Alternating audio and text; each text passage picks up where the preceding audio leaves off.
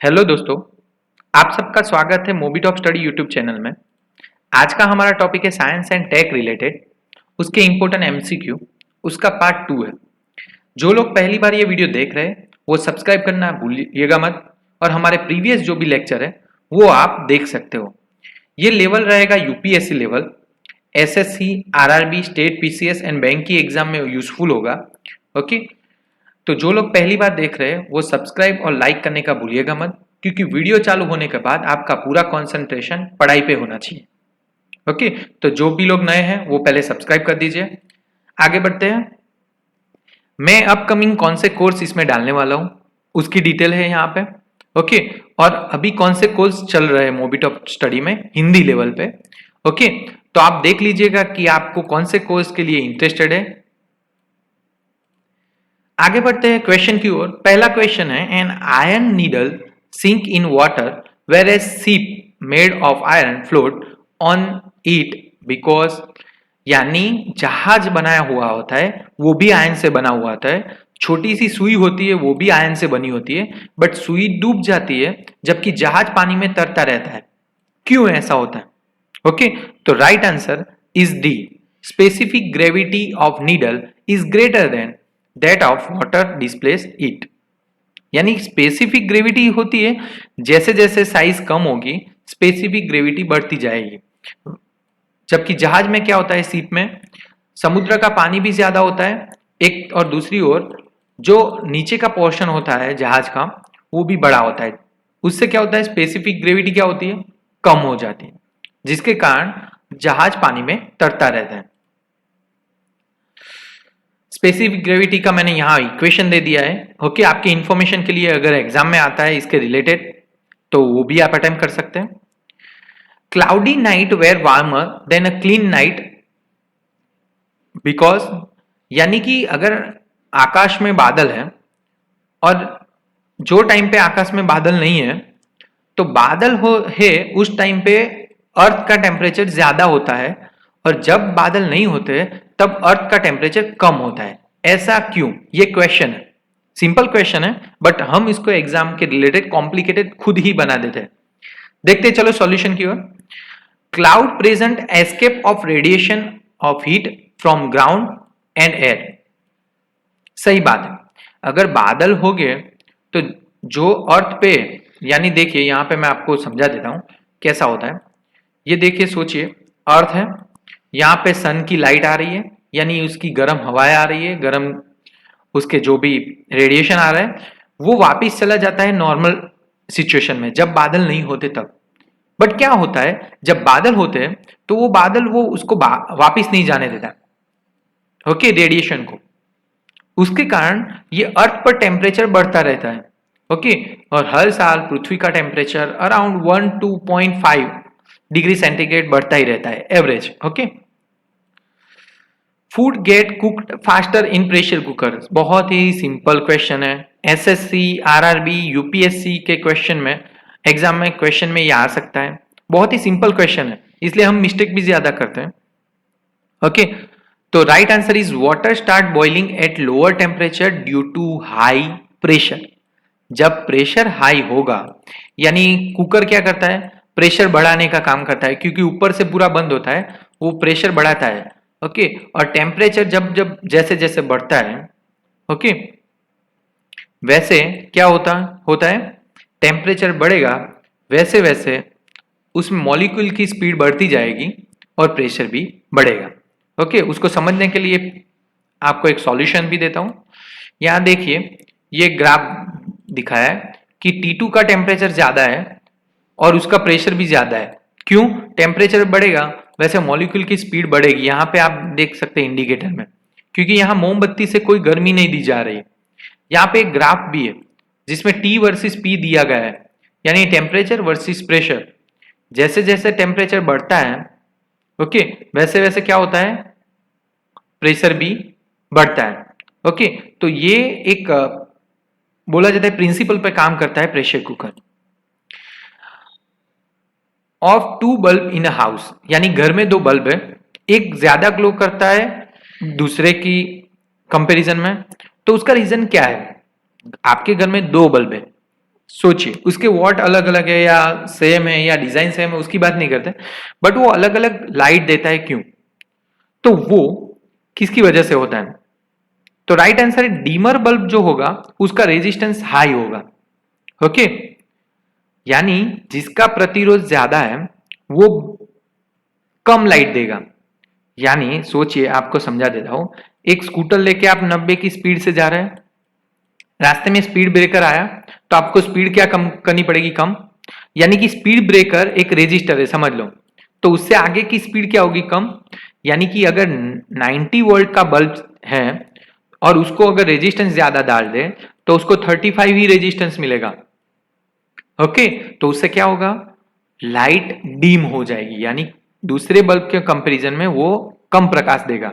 ये इक्वेशन भी आप देख सकते हैं, P is equal to V I, जबकि R is equal to V upon I है, वोल्टेज अपॉन करंट। ओके, तो यहां पे सिंपल, यहां देख लीजिए, पावर की और पावर का और प्रतिरोध का रिलेशन क्या है? अगर प्रतिरोध बढ़ता है तो पावर क्या होगा? कम। यानी कि हमारी जो चीज काम कर रही है, बल्ब या इलेक्ट्रॉनिक चीज, वो कम काम करेगी। Okay, consider the following part of spectra. यानी एक बहुत सारे रेडिएशन या बहुत सारे, देख सकते, पार्ट को मिलके नीचे में से सही सीक्वेंस कौन सी है, वो भी वेवलेंथ इंक्रीज ऑर्डर में। कौन सा ऑर्डर होना चाहिए? कम से ज्यादा, यानी इंक्रीज ऑर्डर में कौन सा राइट है? यहां पे बहुत सारे स्टूडेंट मिस्टेक करेंगे, क्या करेंगे वो भी आपको समझा देता हूं। ओके, तो इसका राइट आंसर है, right answer is D. Okay, क्यों? पहले आएगा अल्ट्रावायोलेट, जिसकी वेवलेंथ कम होगी, यानी फर्स्ट नंबर पे ये आएगा कम वाले में। ओके, दूसरे नंबर पे उससे ज्यादा होगी विजिबल की, याद रखिएगा। तीसरे नंबर पे आएगा इंफ्रारेड, फोर्थ नंबर पे आएगा ये, यानी माइक्रोवेव की वेवलेंथ सबसे ज्यादा है। स्टूडेंट क्या करेंगे? माइक्रो वर्ड आएगा तो वो समझेंगे कि सबसे कम, बट एक्चुअल में माइक्रोवेव की वेवलेंथ सबसे ज्यादा होती है। सही मायने में आपको समझाने के लिए मैं उसका सॉल्यूशन दिखाता हूं। डिटेल में देखिए, यहां आप देख सकते हैं कि गामा रेज है, उसकी जो वेवलेंथ है वो सबसे कम है, खास ध्यान में रखना। और इसमें से 3-4 क्वेश्चन पूछे जा सकते हैं। दूसरी चीज, हर एक एग्जाम में ऐसा एक टाइप का क्वेश्चन पूछा जाता है जिसमें स्टूडेंट की मिस्टेक होने के चांसेस बहुत ज्यादा है, और सबसे ज्यादा रेडियो वेव की। बाकी आप ये वीडियो देख के इसको नोट भी कर सकते हैं। ओके, ताकि आपको फ्यूचर में कोई भी पूछा जाए तो आप उसकी वेवलेंथ, हालांकि एग्जाम में कभी भी आपको ये नहीं पूछेंगे नंबर, ओके, बट उसका सही ऑर्डर पूछेंगे। ओके, उससे पहले अगर आप नए हो तो आप चैनल को लाइक, सब्सक्राइब, शेयर करने का भूलिएगा मत। आपका फ्रेंड सर्कल बहुत ही बड़ा है, मैं चाहता हूँ आप उनकी भी हेल्प कीजिए, जो जिसको जरूरत है, जो प्रिपरेशन कर रहे हैं एग्जाम की, उनको ये चैनल शेयर कीजिए ताकि वो लोग भी फ्री में एजुकेशन ले सके। ओके, तो अगेन याद करवा देता हूँ, लाइक, सब्सक्राइब एंड शेयर करने का भूलिएगा मत। आगे का क्वेश्चन है, consider the following statement about Vechur cattle breed. किसके रिलेटेड है ये भी जान लीजिए। तो पहले क्या है कि वेचुर कैटल है क्या, कौन सी ब्रीड का एनिमल है, क्या है वो एनिमल है कि नहीं, कब हुआ था, कहां पे होता है, ये सारी इंफॉर्मेशन याद होनी चाहिए, तब ये आप क्वेश्चन का आंसर दे सकते हो। ओके, तो ये क्वेश्चन शायद सबके लिए नया होगा, तो मैं आंसर दे देता हूं। Right answer is C, 2, 3 and 4। ये केरल में पाया जाता है।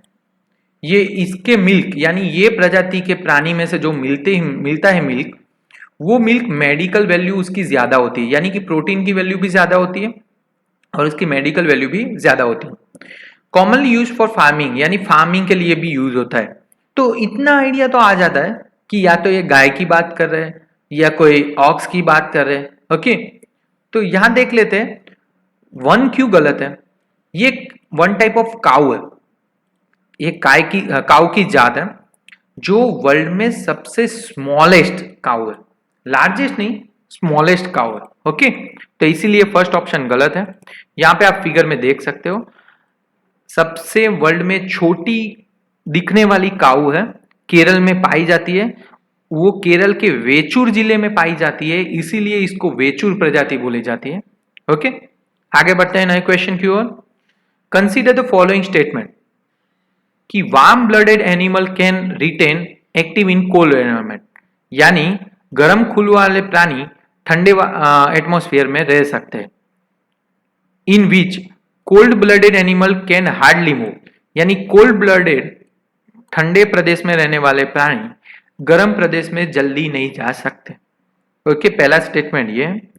दूसरा, cold blooded animal required much less energy to survive than warm blooded animal.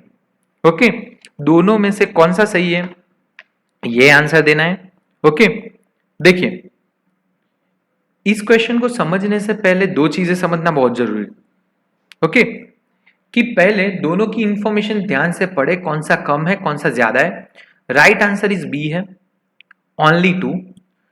पहला गलत इसलिए है कि warm blooded animal can remain active in cold environment. Okay, but cold, देखिए कोल्ड ब्लडेड एनिमल ऑलरेडी अंदर से गर्म होते हैं, अगर उनको गर्म वातावरण में भेज दिया जाएगा तो उसको कोई इफेक्ट होगी नहीं। बट वार्म ब्लडेड को अगर कोल्ड में भेजा जाएगा तो उनको इफेक्ट होगी, क्योंकि उनका बॉडी स्ट्रक्चर ऐसा नहीं है। ओके, अगर आप याक को देख लीजिए, उनके बॉडी पर बाल ज्यादा होते हैं। ओके, बाल ही बोलेंगे, जो भी बोलते हैं, एग्जैक्टली मुझे वर्ड पता नहीं है। दूसरा सही है, क्योंकि cold blooded animal require less energy to survive, क्योंकि ज्यादा मूव नहीं होते, इसलिए वो तगड़े होते हैं। आपने व्हाइट बियर भी देखा होगा डिस्कवरी में, देखिए बहुत तगड़े हो गए, उनका वेट बहुत पाउंड में होगा। ओके, तो इसलिए सेकंड सही है। आगे का क्वेश्चन है, which of the following professionals are more likely to be run risk of permanent change in DNA. कौन सा ऐसा बिजनेस है जिसमें बॉडी के स्ट्रक्चर में डीएनए का चेंजेस होना मैक्सिमम हो सकता है, यानी maximum chances of DNA changes. Okay, right answer is B.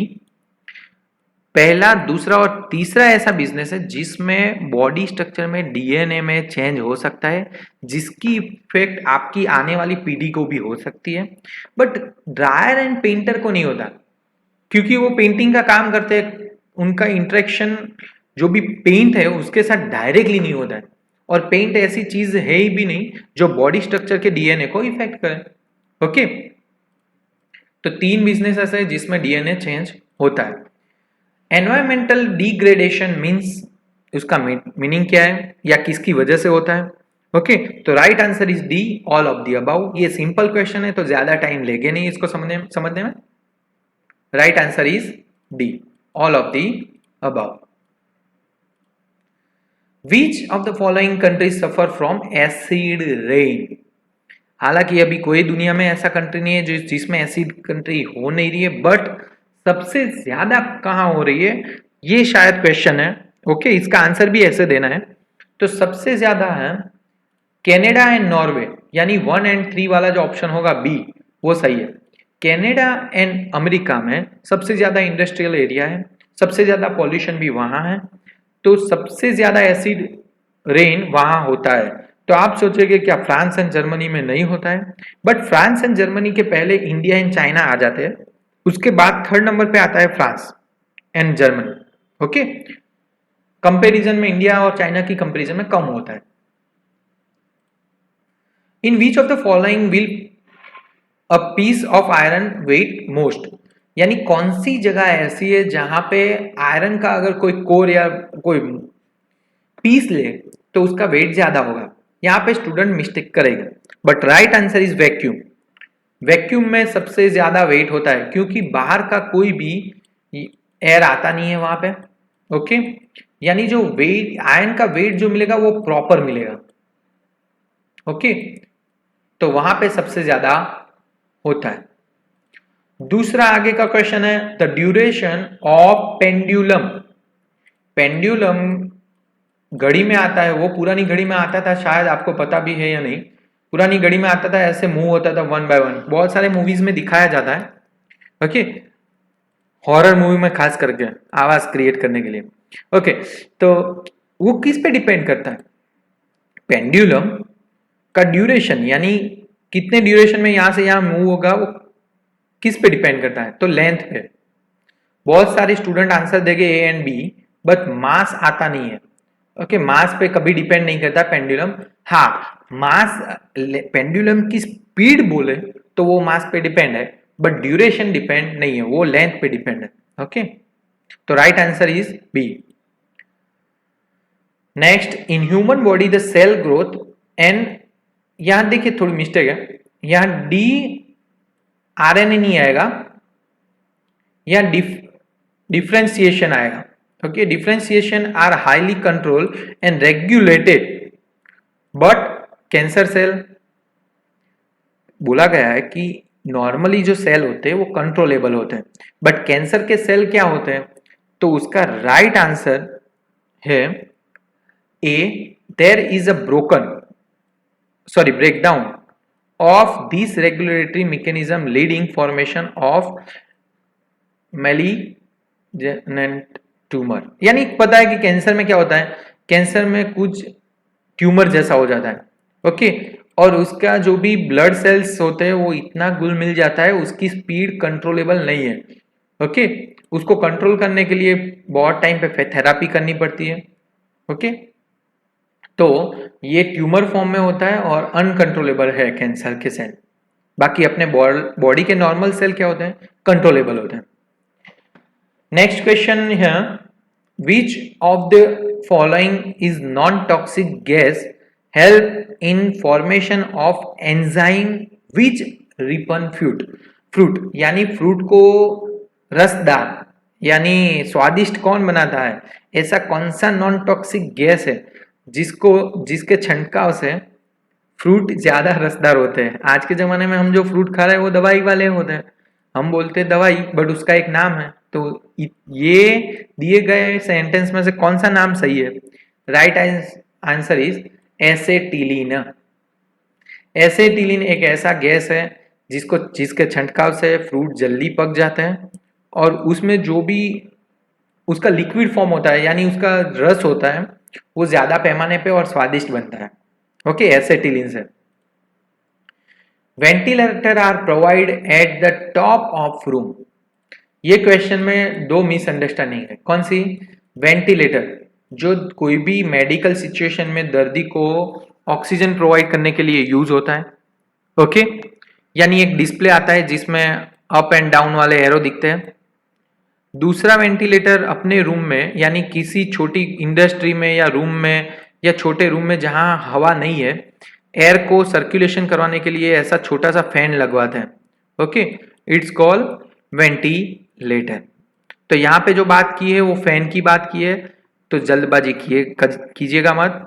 तो पहला ऑप्शन गलत है, ब्रीदिंग के लिए वो होता नहीं है, वन टाइप ऑफ फैन है, सनलाइट को रूम में लाने के लिए यूज नहीं होता है। हम उसकी जगह रखते हैं बट एयर को सर्कुलेशन के लिए रखते हैं, उसके लिए सनलाइट को एंटर करने के लिए नहीं करते। Maintain the conventional current to keep air fresh in room. Okay, third option सही है, कार्बन डाइऑक्साइड को बाहर करने के लिए, ये भी गलत है। ओके, तो थर्ड ऑप्शन सही है।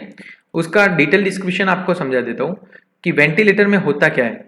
एक्चुअल वेंटिलेटर एक रूम में ऊपर इसलिए लगाया जाता है कि वेंटिलेटर में दो हवा होती है, गर्म हवा hot air and cold air. Cold air भारी होती है जो रूम में नीचे होती है, नीचे के पोर्शन में। ऊपर के पोर्शन में यानी छत के नजदीक हॉट एयर होती है। अभी हमें क्या चाहिए? कोल्ड एटमॉस्फेयर चाहिए रूम में, तो हॉट एयर को बाहर निकालने के लिए क्या करना पड़ेगा? वेंटिलेटर को यहाँ कहीं ऊपर के पोर्शन में लगाना पड़ेगा। ऊपर के पोर्शन में लगाने से हॉट एयर बाहर निकल जाएगी और कोल्ड एयर उसकी जगह ले लेगी। इसीलिए वेंटिलेटर ऑलवेज छत पे लगाया जाता है, छत के नजदीक लगाया जाता है, sorry. Okay, LPG is mostly liquefied, किससे बनाया जाता है या कौन सा ज्यादा होता है उसमें कंटेंट ज्यादा होता है, तो ब्यूटेन आएगा। हम टिक करेंगे methane, but methane is a wrong answer. Okay, पहला नंबर पे आता है प्रोपेन, दूसरे नंबर पर आता है ब्यूटेन, तीसरे नंबर पर आते हैं अदर। ओके, अदर गैसेस आता है। तो पहला आएगा प्रोपेन, बट प्रोपेन ऑप्शन में है नहीं। ब्यूटेन आएगा दूसरे नंबर पे, यहां पे ऑप्शन में है, इसलिए सही है। आगे बढ़ते हैं नए क्वेश्चन की ओर। Who among the following give the term nano technology and when? यानी कि नैनो टेक्नोलॉजी वर्ड हमें किसने दिया और कब दिया? ओके, तो राइट आंसर है नोरिया टिनुगुची, बी। नोरिया टिनु सॉरी टेनीगुची, उन्होंने 1974 में ये नैनो टेक्नोलॉजी वर्ड दिया था पहली बार। ओके, 1974 में। उसका डेवलपमेंट 1974 के बाद हुआ नैनो टेक्नोलॉजी। और अभी आप देख रहे हैं कि बहुत सारे डिफेंसिव डिवाइस में और हमारे मोबाइल कंप्यूटर बहुत सारी जगह पे नैनो टेक्नोलॉजी यूज होने लगा है। Which is the difficult to why it is difficult to see through the fog? Okay, fog के टाइम पे ओके देखना मुश्किल क्यों हो जाता है? तो राइट आंसर है rays of light are scattered by fog droplet, यानी कि फॉग की जो ड्रॉप होती है उस पर अगर लाइट आएगी तो वो डिस्ट्रीब्यूट हो जाती है, उसकी वजह से ये होता है। आज का लास्ट क्वेश्चन, टोनेंटोसिस ये कौन सी टेक्निक है? एमेंटोसेनेंटोसिस ये कौन सी टेक्निक है, किसके लिए यूज होती है? बहुत सारे स्टूडेंट ने पहली बार सुना होगा, बट साइंस एंड टेक में बायोलॉजी सेक्शन में ये खास करके पूछ सकते हैं। तो ये फोर्टेल सेक्स रिलेटेड मेथड है। ओके, आप अगर कोई भी गर्भ धारण करता है तो उसमें बच्चे को कोई प्रॉब्लम है, फिजिकल प्रॉब्लम है, कौन सा जेंडर है, ये सब जानने के लिए ये एक टेक्निक का यूज होता है। बट उसको कैसे यूज करते हो उस पर डिपेंड करता है कि ये सही टेक्निक है या गलत टेक्निक है। ओके, तो आज के लिए इतने क्वेश्चन थे। Right answer is a. कल मिलेंगे नए सब्जेक्ट के साथ, नई टेक्निक के साथ। तब तक के लिए आप चैनल को लाइक, सब्सक्राइब, शेयर करने का भूलिएगा नहीं। Thank you.